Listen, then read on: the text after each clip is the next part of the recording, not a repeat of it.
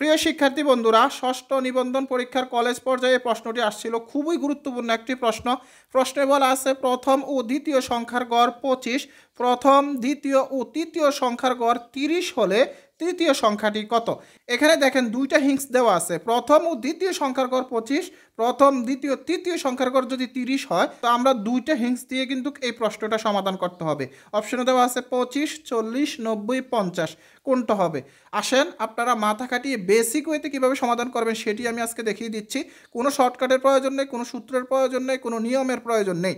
আপনারা খুব শর্টকাটে মাথা খাটিয়ে চিন্তা করে কিন্তু এই প্রশ্ন দেখে দেখে সমাধান করতে পারবেন।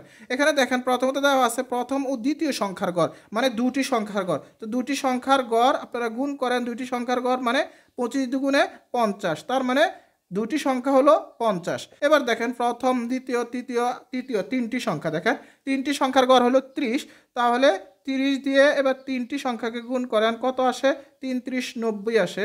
এবার আপনারা যে কাজটা করবেন বলছে তৃতীয় সংখ্যা, তার মানে এখানে দুইটি সংখ্যা আর এখানে তিনটি সংখ্যা।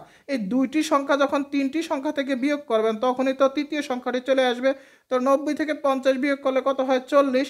আশা করি আপনারা খুব সহজে বুঝতে পারছেন যে এই সংখ্যাটি হলো তৃতীয় সংখ্যা। এখানে দুইটি সংখ্যার গড় 25, এখানে তিনটি সংখ্যার গড় হলো 30।